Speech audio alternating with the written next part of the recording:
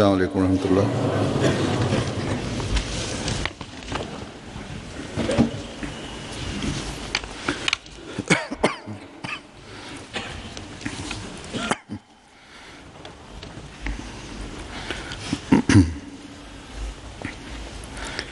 أشهد أن لا إله إلا الله وحده لا شريك له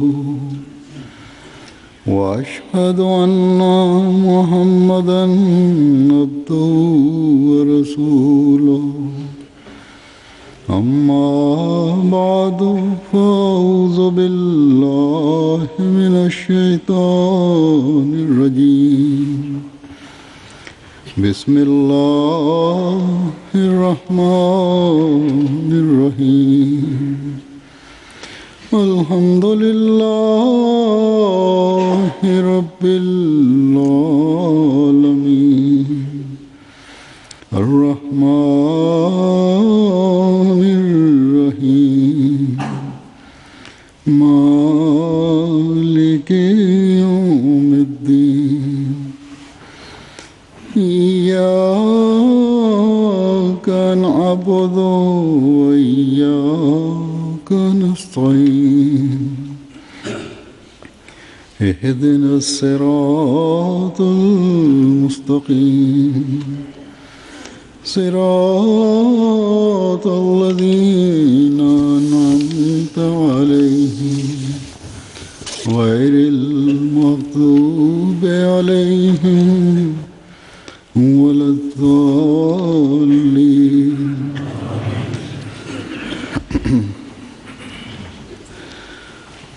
मुखालिफीन Ahmadiyyat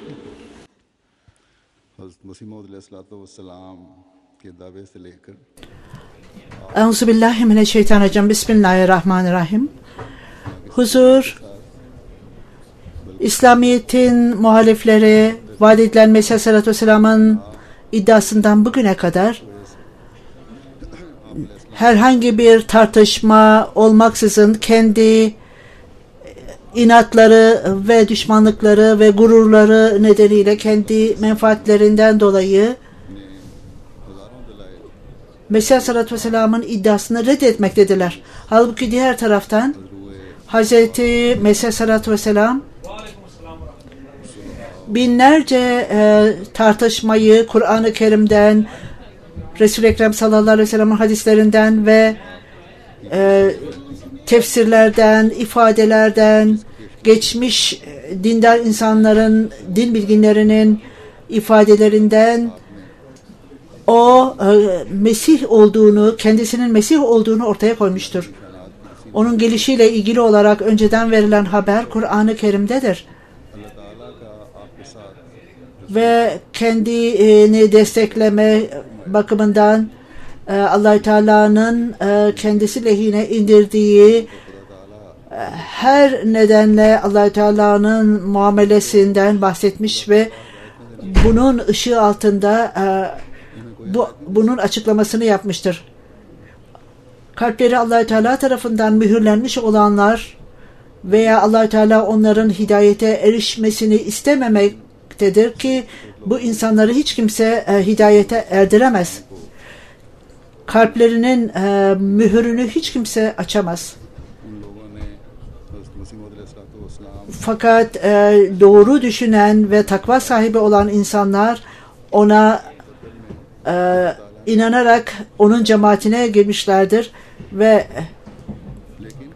onlar ayrıca onun elinden biat etme onurunu elde etmişlerdir ve Allah-u Teala onlar için bu kaderi yazmıştır. Yani onların biat edeceğini onlara önceden kadere bağlamıştır. Onun biadına girmeyenler başka insanların korkusundan dolayı onun nimetlerine, Allah-u Teala'nın manevi yağmurlarına rağmen onlar bu nimetlerden mahrum kalmışlardır.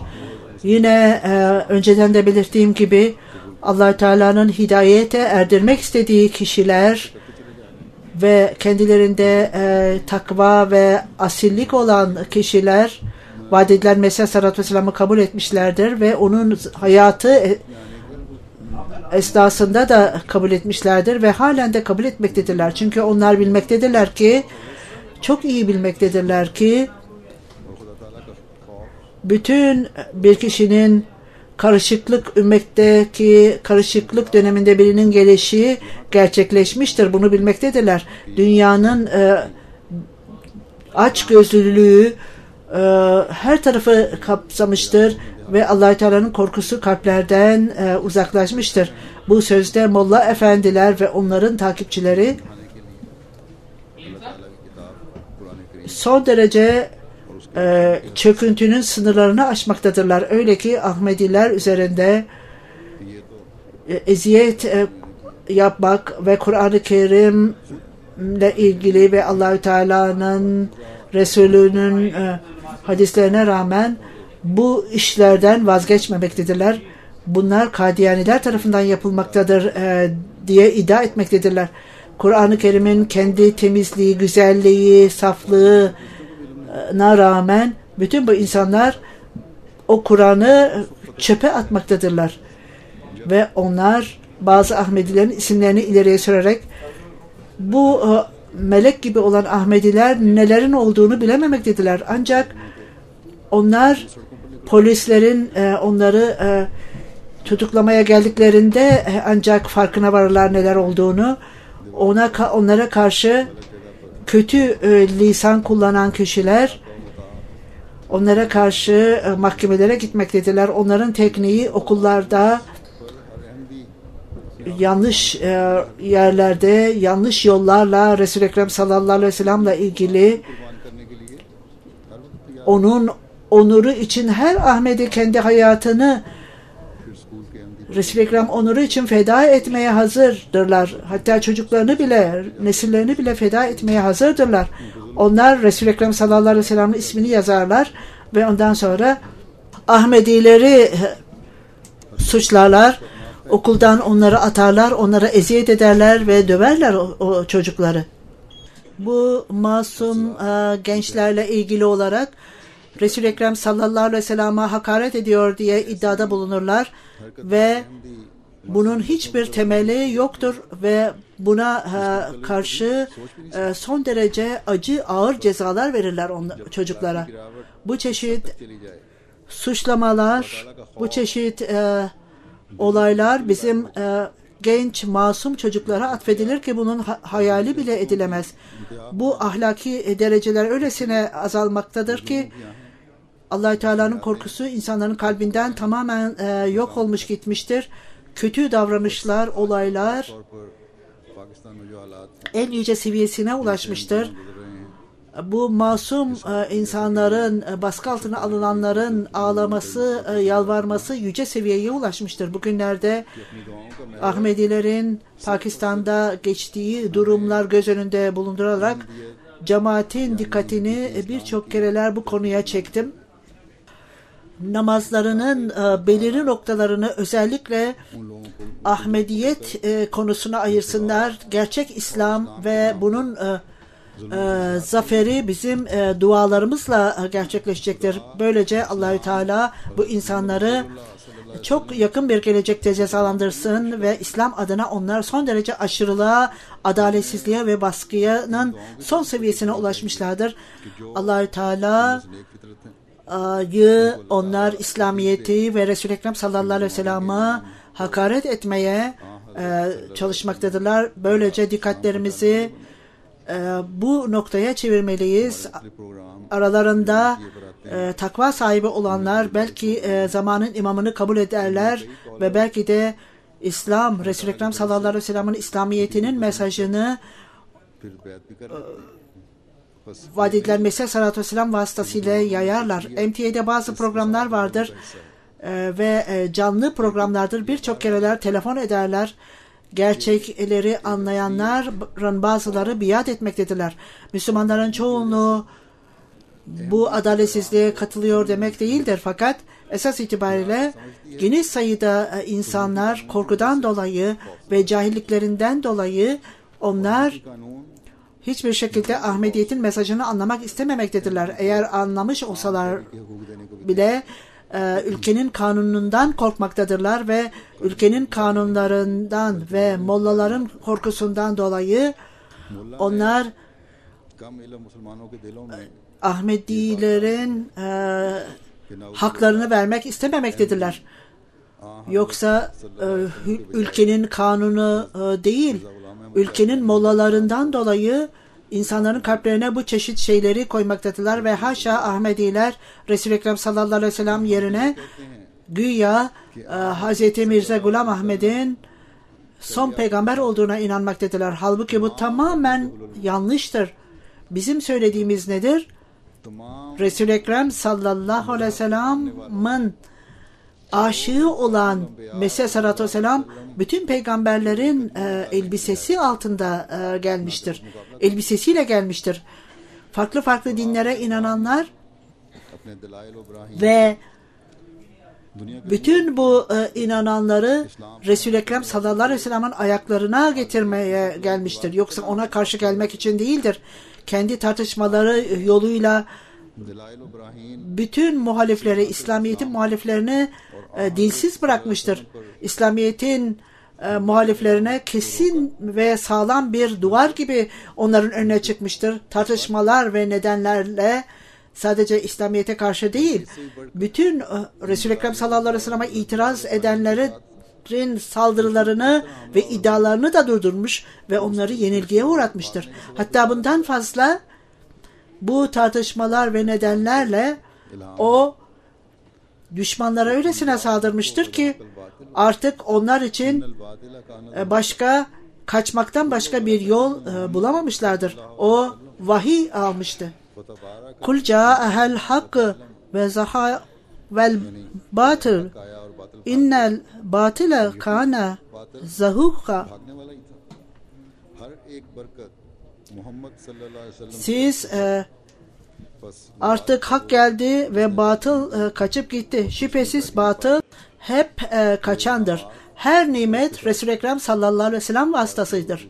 O öylesine nimetlidir ki hem düşünen hem de öğrenendir.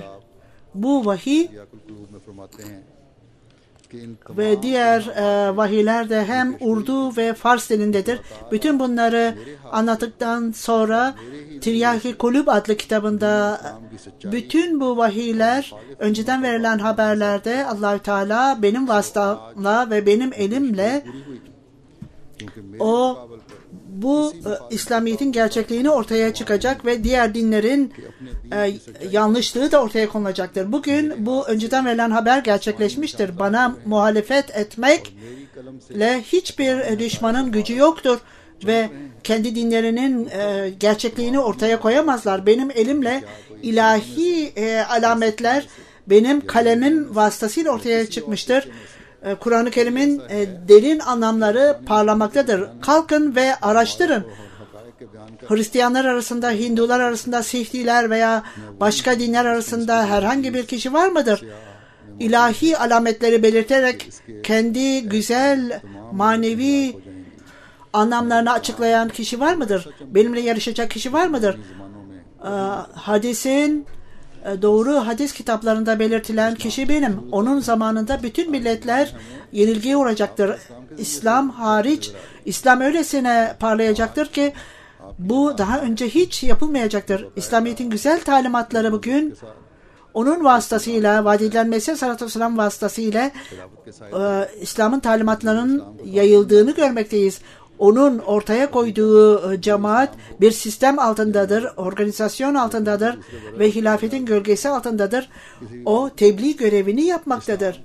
Afrika'da olsun, Avrupa'da olsun veya diğer kıtalarda olsun, herhangi bir ülkede tebliğ sorusu söz konusu olunca İslamiyet'in gerçek manzarası Ahmediye cemaati tarafından ortaya konulmaktadır. Ben cemaatlere İslamiyet'in düşmanlarının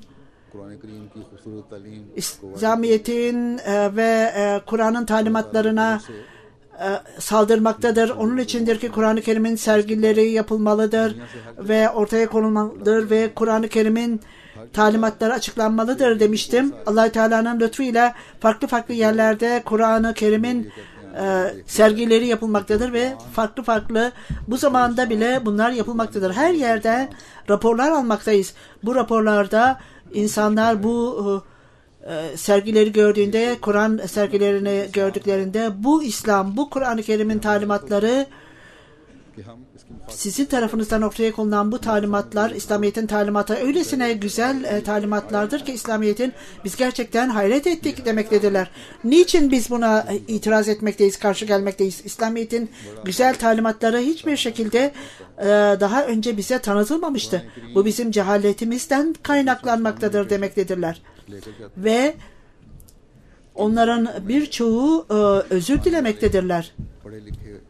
Kur'an-ı Kerim ve diğer İslam'ın talimatları ve kitaplarını alıp götürmektedirler.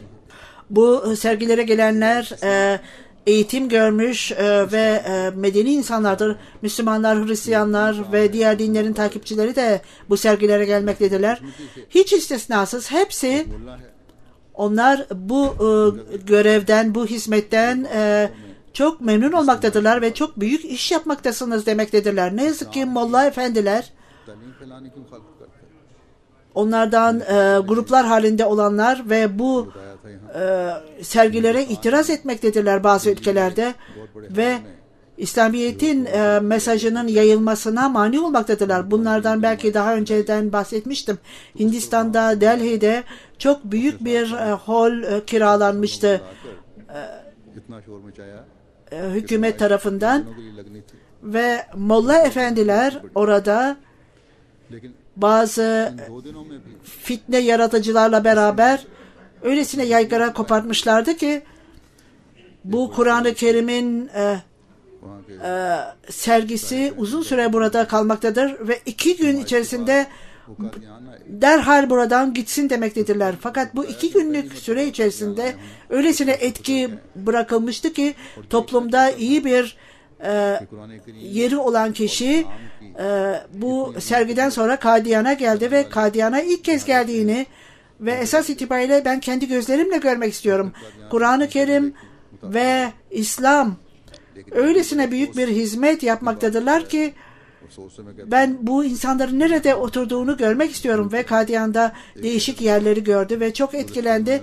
Bu da yine üzücü bir olaydır. Ne yazık ki İngiltere'de de bir şehirde geçenlerde yine Kur'an sergisi açılmıştı ve yine mollaların protesto etmesinden dolayı polisler bizim idarecilerimizden ricada bulunarak bu sergileri istediler. Esas prensip böyle bir rica tartışmayla reddedilmesi gerekirdi. Fakat oradaki yerel cemaatin idarecileri bu ricayı kabul ettiler ve sergiyi kapattılar. Eğer bu ülkede, bu Avrupa ülkelerinde tamamen özgürlük olmasına rağmen hükümetler özgürlük vermektedirler ve buna göre duyuru yapmaktadırlar. Bizler sadece mollalara bu derece çanak açmaktayız. Bu ülkeler aşırılığı desteklemektedirler.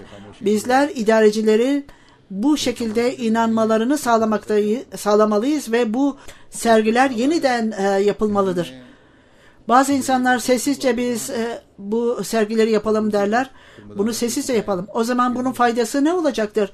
Bir taraftan siz iddiada bulunuyorsunuz. Bizler bu Allah-u Teala'nın aslanını destekliyoruz derseniz, diğer taraftan da bir nevi burada sessiz kalmaktasınız. Hükümetler burada kanun olduğunu söylemektediler. Biz onlara sizin sorumluluğunuz bu kanunu gerçekleştirmektir ve her halka, her kişiye bu hak verilmelidir demeliyiz. Her neyse Müslümanların Müslüman olmayan ülkelerde yaptığı işte bunlardır. İngiltere'de ve Hindistan'da olduğu gibi İslamiyet'in mesajı yayılması söz konusu olunca sadece Müslüman olmayanlar değil, Molla efendiler ayağa kalkarak burada nasıl olabilir diye böyle tehlikeli şeyler nasıl burada gerçekleşebilir diye ayağa kalkarlar. Kur'an-ı Kerim'in talimatlarını, güzel talimatlarını nasıl Ahmediler yayabilir? Biz buna tolerans gösteremeyiz derler. İşte bu davranış, bu İslamiyet'in sanki sorumluluğunu ellerinde bulundururlar. Bu işte manzara budur. Fakat biz elimizden geldiği kadar görevimizi yapmaya devam etmeliyiz. Her durumda ne olursa olsun bizler bu muhaliflerin ağızlarını kapatmalı ve onları dilsiz hale getirmeliyiz ve İslamiyet'in mesajını yaymalıyız. Kur'an-ı Kerim'in mesajını yaymalıyız. Aşikar olarak bizler devamlı olarak bunu yapacağız tabii ki. Ve böylece bütün dünya Resul-i Ekrem sallallahu aleyhi ve sellem'in ayaklarına gelmelidir. Yine söylediğim gibi Batı ülkelerde bu genel bir iyiliktir onlarda. Onlar herkesi kanun ışığında eşit olarak görürler. Eğer bir kişi zorluk çıkartıyorsa bizim yolumuza, onun için kanunun yardımını istemeliyiz. Kanunun üstünlüğünü de burada yine tanıtmak istiyorum. Geçenlerde birkaç gün önce Avrupa turuna çıktığımda, geri geldiğimde Hollanda'da Cuma hutbesini vermiştim ve orada bir politikacıdan, parlamento üyesinden bahsettim. Bir partinin üyesidir. Onun ismi Geert Wilder'dir. Ben ona mesaj gönderdim Cuma hutbemde. Siz dedim İslamiyet'e karşısınız, Kur'an'a ve Resul-i Ekrem sallallahu aleyhi ve sellem'e karşısınız. Bu kullandığınız kötü lisan onlara karşı çok düşüktür ve çok kötü lisan kullanmaktasınız dedim. Bunu durdurun dedim. Aksi halde dedim Allah-u Teala'nın gazabından korkunuz. Bu öyle bir zamanda gelecektir ki sizin gibi insanları tahrip eder bu gazap. Allah-u Teala'nın gücü vardır ve o sizi yakalayabilir. Yine bundan bahsettim. Ve dualar vasıtasıyla bizim gücümüz yoktur. Fakat dualar vasıtasıyla sizin gibi insanlara meydan okumaktayız. Cemaatin yayın müdürünün benim konuşmamın özetini bastırmış ve orada bu sorumlu her şeyi yazmıştı. Fakat bu cümleyi söylememişti. Yazmamıştı. Bundan da bahsedin. Bizim dünyevi silahımız yoktur. Ben bunu söyledim ve biz dua ederiz. Sizin gibi insanlar burada tahrip edilmelidir. Esas itibariyle diyor huzur, bütün muhalifler ve düşmanlarımıza biz tartışmalarla karşı gelmekteyiz ve daha ziyade duayla karşı gelmekteyiz. Her neyse bu basında Geert Wilder politikacı da bunu okudu ve kendi hükümetine mektup yazdı bunu okuduktan sonra ve bazı noktaları İçişleri Bakanı'ndan sordu. Onlar cemaat bana şunu yazdı ve soru sordu. Böylece cemaat üyelerine ben eğer İçişleri Bakanı size sorarsa hiç korkmayın, hiç üzülmeyin dedim cemaate. Siz kendi noktanızı, kendi görüşünüzü açıkça onlara açıklayın dedim. Bunun temelinde bu kişi tarafından bu kötülükler bütün bu kişinin söylediği üzerinde kurulmuştur. Resul-i Ekrem sallallahu aleyhi ve sellem hakkında kötü yanlış filmler yapmıştır ve son derece kötü dil kullanmış ve İslamiyet'i aşağılamıştır ve biz buna cevap vermemiz gerekir ve bizler Allah-u Teala bütün Resul-i Ekrem sallallahu aleyhi ve sellem'in sevgisi ve onuruyla onurundan korkmalıdır. Onun İçişleri Bakanı'na, hükümetine gönderdiği sorulara hükümeti cevap verdi. Birkaç gün sonra bu da yine gazetede basıldı. İlk soru, Wilder'in sorduğu soru, bu makale Müslüman lider bütün dünya politikacılarına gönderdiği bu mesaj ve Gladwelder'e uyarı acaba मेरा नाम लिया था मिर्जा मसरूर अहमद ने ये कहा है İçişleri Bakanı'nın bilgisinde midir? İçişleri Bakanı evet ben bunu okudum dedi. İkinci sorusu खिलाफ गुनाह होगा। ये Mirza Mesrur Ahmet फिर आगे वो लिखता है dinleyin siz ve sizin कि इस मुफसिदाना partiniz ve sizin gibi insanlar sonunda tahrip olacaktır. तंजीम के खिलाफ Wilder क्या कदम उठाने का इरादा kendi hükümetine bunu yazdı ve ondan sonra वजीर ने दाखिला ने जवाब दिया। bu fitneci इसके मुताबिक ifade मिर्जा मसरूर अहमद ने कहा है कि de ऐसे अफराद hükümet hangi adımı atacaktır bu ifadeye karşı? या दीगर सेकुलर हरकों से Cevap olarak सिर्फ दुआ के जरिए हलाक होंगे। bu मैं कोई ऐसी बात नहीं देखता yazıya göre Mirza Mesrur Ahmet या बाइस herhangi bir इसलिए layık gayretle değil sadece dua vasıtasıyla insanlar öleceklerdir muhalifler.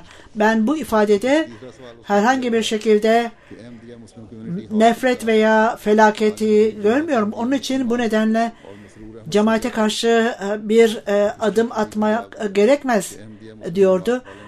Üçüncü soru Ahmediye cemaati, Hollanda'daki Ahmediye cemaati Mirza Mesrur Ahmet'le ne alakası vardır?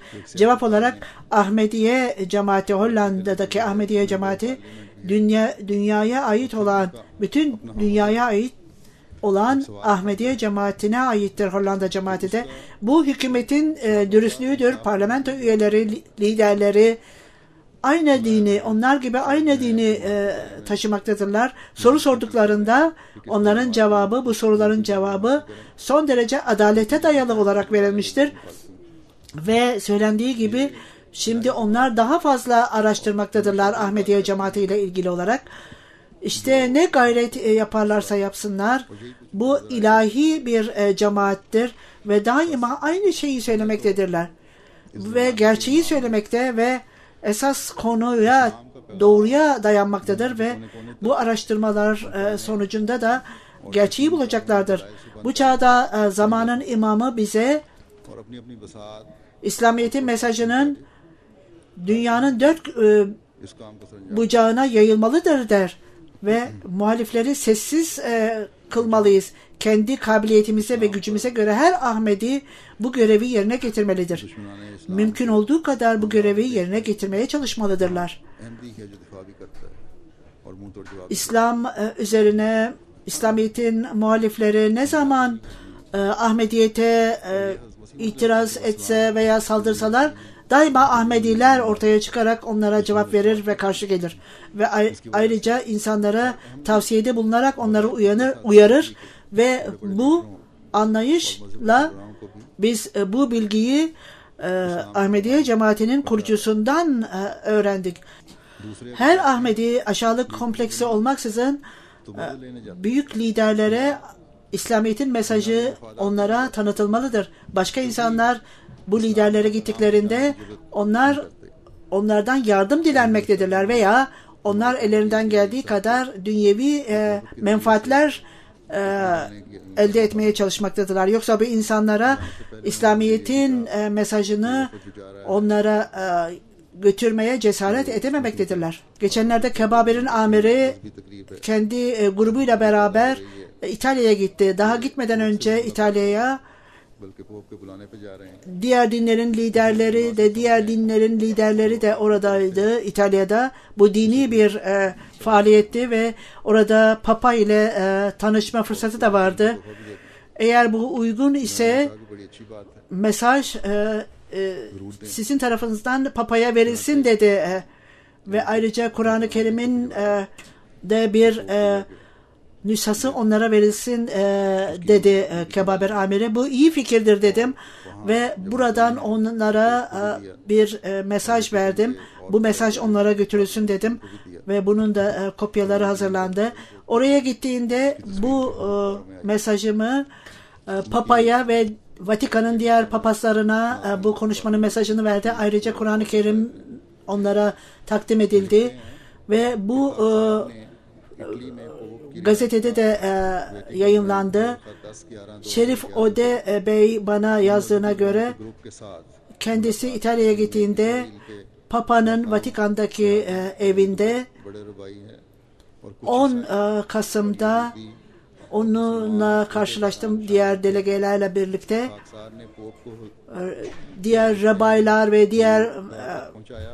liderler, Museviler, हजरत इमाम जनाब Hristiyanlar आलमगीर का बहुत ve Müslümanlar da oradaydı. खत खुद अपने हाथ से वसूल Huzurun mektubunu Papa'ya verdim मैंने उन्हें ve orada एक नुस्खा पेश ben Ahmediye cemaatinin liderinin çok özel bir mesajı vardı size. Onu eliyle aldı ve ayrıca Kur'an-ı Kerim'in İtalyanca tercümesini verdim ve yerel televizyon, İtalyan televizyonu ve gazeteler मैंने इसमें हुजूर के खत Hibru ve İtalyan dilinde में इस खत का bunu yayınladılar ve ayrıca basın toplantısı yapıldı ve orada bu mektuptan bahsettim ve onlara da özet olarak verdim ve bu mektubun kopyasını gazetecilere de verdim. Vatikan'da da Orta Doğu'da kiliselerden sorumlu kardinallara da onun kopyasını verdim. Ayrıca tartışmalarda komite toplantılarında da जो खत में benim adresimi aldılar ve bu konferansa kendi konferanslarına yeni yılın başında yapılacak olan bu konferansa beni davet ettiler. Papa'ya yazdığım mektupta özet olarak şöyle dedim. Başlangıcında bir dua vardı ve ondan sonra Kur'an-ı Kerim'in ayeti kerimesini okudum. Bu ayeti kerimede Ali İmran suresi 65. ayeti kerime de ki ey ehli kitap sizinle bizim aramızda ortak olan söze gelin. Allah'tan başka kimseye ibadet etmeyin. Ona hiçbir şeyi ortak koşmayalım ve Allah'ı bırakıp birbirimizi Rab edinmeyelim. Onlar yine de yüz çevirirlerse siz onlara Allah'a itaat ettiğimize şahit olun deyin. उसको मैंने जिक्र किया था खुलासा बयान कर रहा हूँ कि आजकल इस्लाम इस लिहाज से दुनिया की नज़र में है कि और उसकी Bu ayeti kerime Ali İmran suresidir. Ben sadece özeti veriyorum. Bugünlerde bütün İslam dünyanın gözü önündedir ve onun talimatları insanlar tarafından hedef alınmıştır. Bütün और इस गलत bu की वजह से bazı insanların yanlış davranışlarından olmasına rağmen bu kritik tamamen yanlıştır dedim. इस्लाम Ve bu yanlışlıklardan dolayı हमले करने से नहीं चूकते। bu जिस तरह के Müslümanların yanlış davranışlarından dolayı bazı eğitim görmüş insanlar dahi Resul-i Ekrem sallallahu aleyhi ve sellem'e ve Kur'an-ı Kerim'e saldırmaktadırlar. इसी तरह इस्लाम की तालीम Her dinin talimatlarının amacı लोगों के गलत अमल insanları kendi yaratanıyla bağlamaktır. Aynen İslamiyet'in talimatı da bu nedenledir ve diğerlerinden daha iyidir. Bu nedenle bazı insanların kötü davranışlarından dolayı hiçbir zaman जिसका जिक्र İslamiyet'in talimatlarına saldırılmamalıdır. İslam'ın bizlere bütün dinlere saygı göstermemizi, bütün peygamberlere saygı göstermemizi, hatta İncil'de ve Kur'an-ı Kerim'de zikredilmiş olan peygamberlere saygı göstermemizi ister. Bizler Resul-i Ekrem sallallahu aleyhi ve sellem'in aciz kulları olarak son derece incinmekteyiz. Resul-i Ekrem sallallahu aleyhi ve sellem onun onuruna, asaletine saldırdıklarında biz bu iddialara, saldırılara cevap vermekteyiz. Resul-i Ekrem sallallahu aleyhi ve sellem'in güzel talimatlarını tanıtmakla Kur'an-ı Kerim'in talimatlarını ve sevgi ve saygı talimatları ve birbirlerine karşı saygı göstermek İslamiyet'in temeli olup takva yolunu takip etmek olan bu söz bizim camilerimizden 5 vakit yükselir ve Allah-u Teala'nın övgüsü oradadır ve Resul-i Ekrem sallallahu aleyhi ve sellem Allah-u Teala'nın peygamberidir. Yine ben mektubumda şöyle yazdım. Bugünlerde dünyanın barışı bunlardan dolayı konuşma özgürlüğü ve düşünce özgürlüğünden dolayı bazı insanlar başka insanların duygularıyla oynamaktadırlar dedim ve ayrıca dini yollarla insanların duygularını inceltmektedirler. Bugünlerde düşük seviyede savaş ola gelmektedir. Bugünkü dünyanın ihtiyacı gayret yapılmalı ve bu savaşları durdurmalıdır. Aksi halde bu dünyevi savaşlara dönüşebilir. Bunun tahribatını biz hayal bile edemeyiz. Ve ondan sonra şöyle yazdım diyor huzur. Ayrıca ज़रूरत है। maddi ilerlemeyi düşüneceğimize elimizden geldiği kadar आपस की दुश्मनियों emniyete dikkat etmeliyiz ve दुनिया को varlığımızın लीडरों को ortada olmasına dikkat etmeliyiz. Aksi halde tahribat kaçınılmaz bir durumdur. Karşılıklı hakların elde edilmesi, dini liderlerin görevi bunu yerine getirmektedir. Siz dedim, öyle yazdım, bütün dünyada sesiniz yükselmektedir ve büyük bir takipçiniz vardır. Onun için elinizden geldiği kadar bütün dünya dinleri birbirleriyle dünyanın barışı için işbirliği yapmalıdır ve bu yolla tek olan Rabbini, yaratanını tanımalıdırlar. Bu benim mektubumun özetidir diyor huzur. Ve bunu yazdım ve onlara gönderdim. Ve Allah-u Teala bu mesajı anlamalarını nasip etsin onlara ve ümit ederim ki bu değerlere sabit kalırlar ve insanlığı ve bütün dünya dinlere saygı gösterirler ve her şeyden önce tek olan Allah-u Teala'yı yaratanımızı tanırlar. Şerif Bey ve diğer Müslüman liderler de oradaydı fakat sadece İslamiyet'in mesajını Pop'a iletme cesaretini ve gücünü veren ancak Allah-u Teala'nın aslanının Mesih Aleyhisselatü Vesselam'ın takipçisiydi. Ahmediler oradaydı ve molalar bu insanlar Kur'an-ı Kerim'e ve Resul-i Ekrem sallallahu aleyhi ve sellem'e aşağılamaktadırlar demekteydiler. Bizler vaat edilen Mesih Aleyhisselatü Vesselam'la birlikte bizler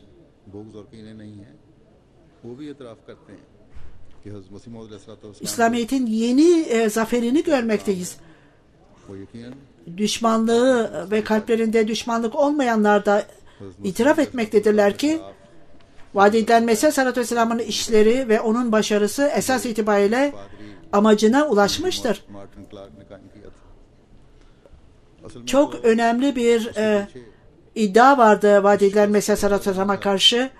Bu Henry Martin Clark papaz efendi tarafından ortaya konulmuştu. Esas itibariyle bunun arkasında, bu iddianın arkasında niyet bu yenilginin öcünü almaktı ve Hristiyanlar bir tartışmada yenilgiye uğramışlardı. Vaat edilen Mesih Aleyhisselam'la Hristiyanlar arasında. Bunun detayı vaat edilen Mesih Aleyhisselam'ın Cengi Mukaddes adlı kitabında yazılmaktadır. Bu iddiada Martin Clark'ın ileriye sürdüğü bu iddiada yanlış bir iddiaydı. Öldürme iddiası ve bunun detayı yine Kitab-ı Beriya'da zikredilmiştir. Her neyse bu iddiada Hz.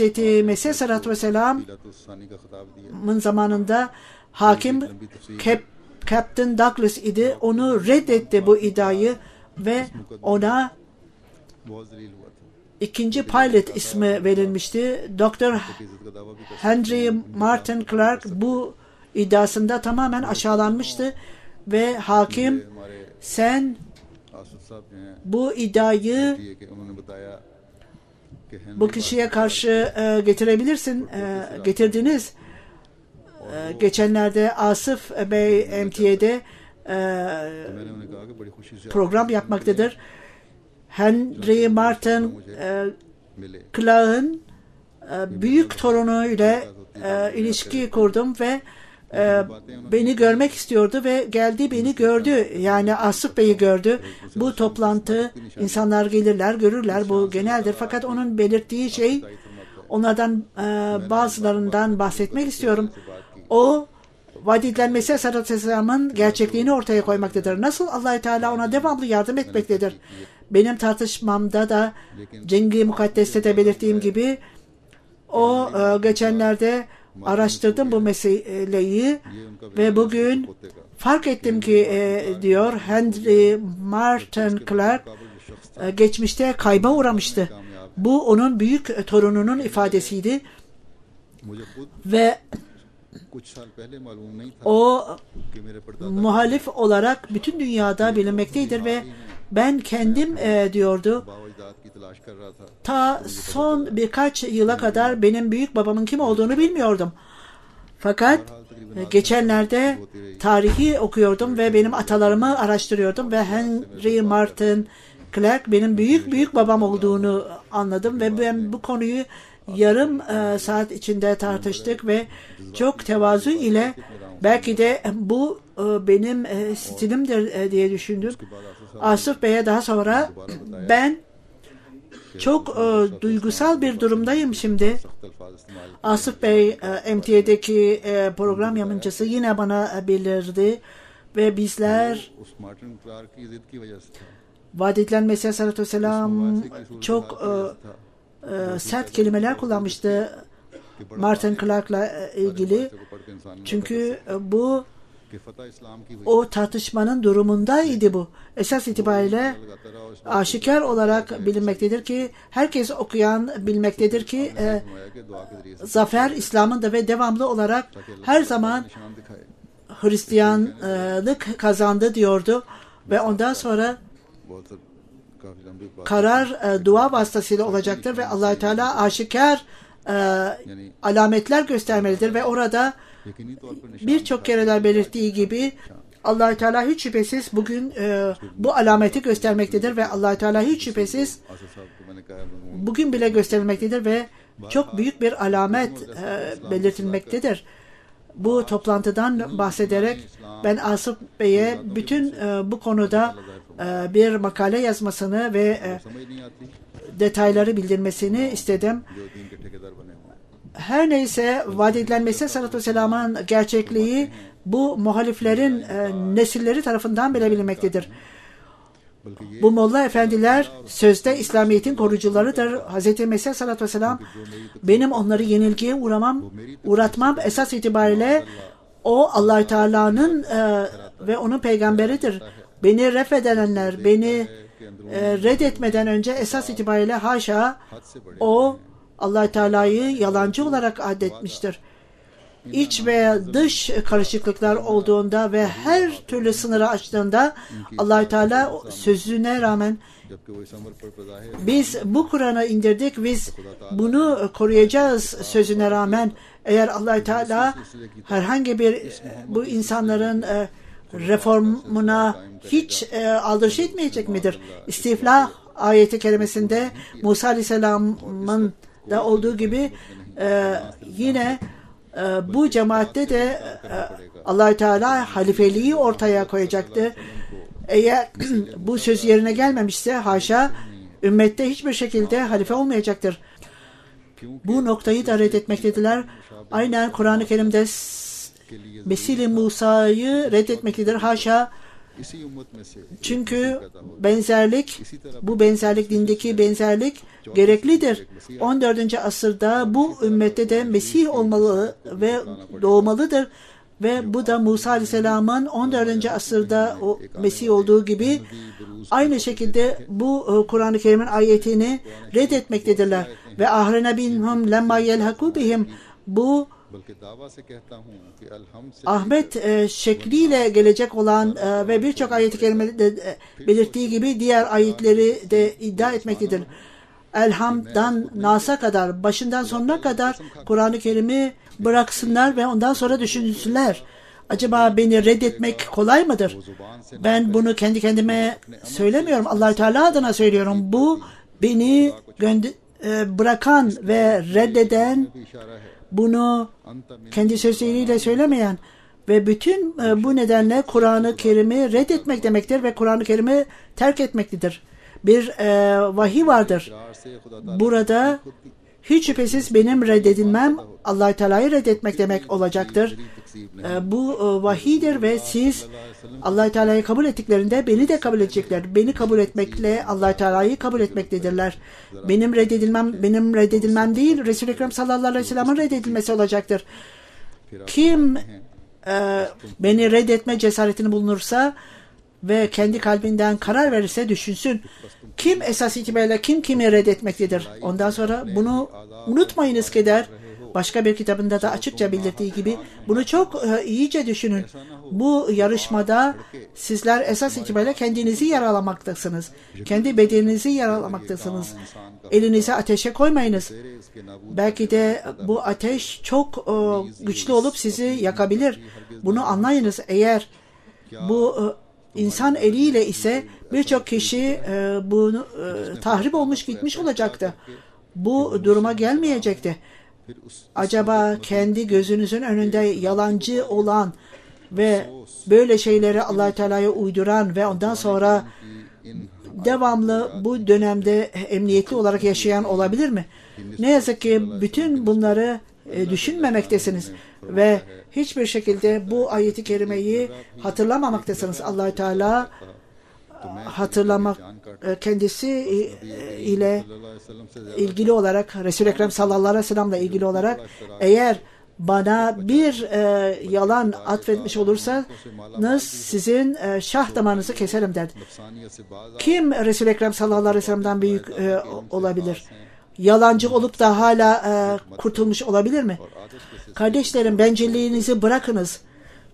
Özellikle Allah-u Teala ile ilgili olan şeyleri ile ilgili olarak inatçı olmayınız ve yeni bir kişi olunuz ve takvayı ediniz ki böylece Allah-u Teala size rahmet etsin ve günahlarınızı affetsin. Allah-u Teala'dan korkunuz. Aranızda aynı kişi olan var mıdır? Ve ellem tantahu fesufa yahtillahu bi nusretihi bimislatu innuhu ve yansura abduhu ve yumezzeku adahu ve la tuzuruna şey'a. Eğer ısrar etmezseniz hiç şüphesiz Allah-u Teala bütün yardımıyla size gelecek ve kendi kullarına yardım edecek ve düşmanları paramparça edecektir ve onlar hiçbir şekilde zarar veremeyeceklerdir.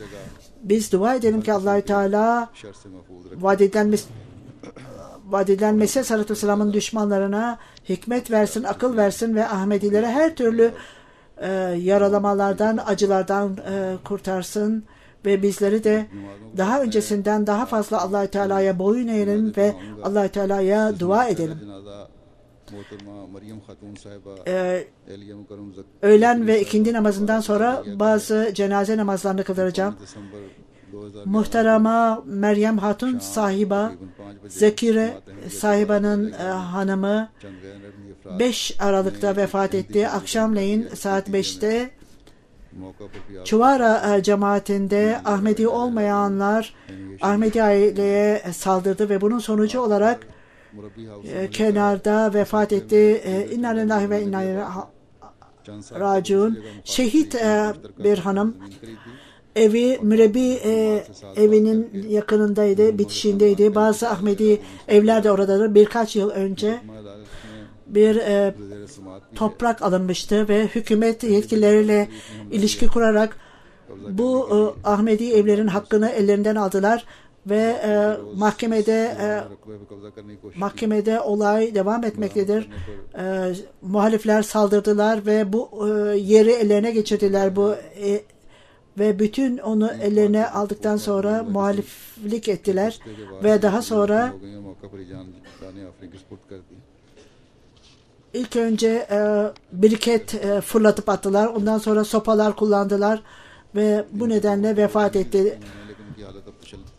Ahmediyete muhaliften dolayı muhaliflik vardı. Kocasının 2 kız kardeşi de incirdi fakat onların durumu daha iyi. Bu hanım 25-26 yaşlarındaydı. Çiftçi ailesiydi ve babası bu toprakları satın almıştı. 1 hektarlık yerde Mürebbi'nin evi inşa edildi. Muhalifler bu toprağı ellerine geçirmek istiyorlardı uzun süre ve bu konuyu yüksek mahkemeye götürdüler ve orada yenilgiye uğradılar. Ondan sonra durumlarını değiştirdiler. Bu Pakistan'da çok geçerli olan bir durumdur.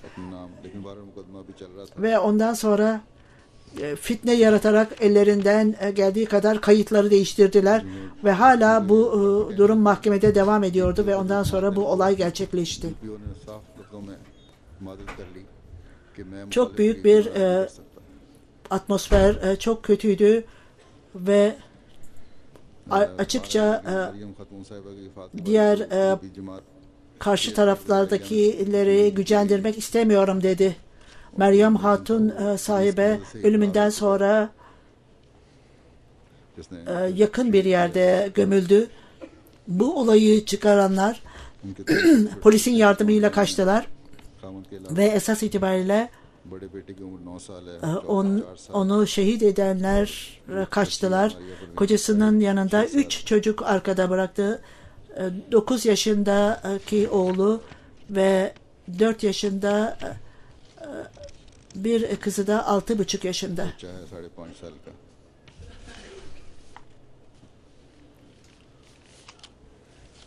Oğlu 5,5 yaşında. İkinci cenaze Azimün Nisa Hanım, Bahadır Han sahibin eşi Derviş Han 3 Aralık'ta vefat etti. İnna lillahi ve inna ileyhi raciun.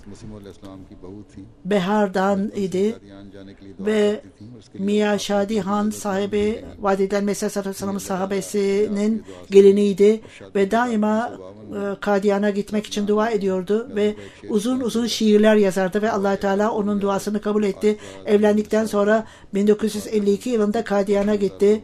Bir şiirinde bu benim arzumdur. Bu benim bu Kadiyan kasabasını bana göster diye dua ediyordu. Şiirinde bütün zorluklara bağlılıkla göğüs gerdi ve kocasıyla birlikte kocasının ölümünden sonra 29 yıl dul hayatı yaşadı ve orada Kur'an öğretiyordu çocuklara, göz kulak oluyordu ve o Kur'an-ı Kerim öğretiyordu çocuklara ve arkasında oğullar ve kızlar bıraktı. Üçüncü cenaze ise Mükerrem Süleyman Ahmet sahip Endonezya'da vefat etti. 30 Kasım'da vefat etti. Kalp hastası idi. 1953 yılında doğmuştu. 72 yılında biat etti. 1980 yılında Camia Rabwah'ta okudu ve ondan sonra Endonezya'ya döndü ve Bagor'a tayin edildi. 9 ayrı yılda cemaate hizmette bulundu ve vefatında Bandung cemaatinde görev yapıyordu. Hanımının dışında 3 çocuk bıraktı arkada ve Allah Teala onlara yüce makamlar versin ve arkada bıraktıklarına sabır versin. El-Hac Kahlon sahip Sierra Leone'dan 3.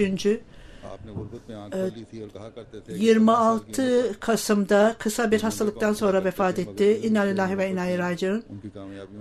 Fakir bir ailedendi.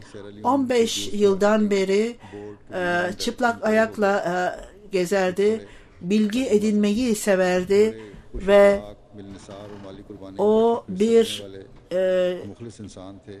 şirkette müdürdü. Çok iyi eğitim görmüş, iyi davranışlı ve Ahmediyete bağlı bir kişiydi. Arkada 2 kızı, 4 oğlunu bıraktı hanımının yanında. Hanımı Lajna İmallah, Sierra Leone'un Lajna İmallah'ı, bir oğlu Tommy Kahlon sahip burada Hudamül Ahmediye başkanıdır. Allah-u Teala hepsine rahmet eylesin ve onların nesillerine de onların adımlarından ilerlemesini nasip etsin. Elhamdülillah Elhamdülillah nahmeduhu ve nesta'inuhu ve nestağfiruhu ونؤمن به ونتوكل عليه ونعوذ بالله من شرور أنفسنا ومن سيئات أعمالنا من يهده الله فلا مضل له ومن يضلل فلا هادي له ونشهد أن لا إله إلا الله ونشهد أن محمدا عبده ورسوله عباد الله رحمكم الله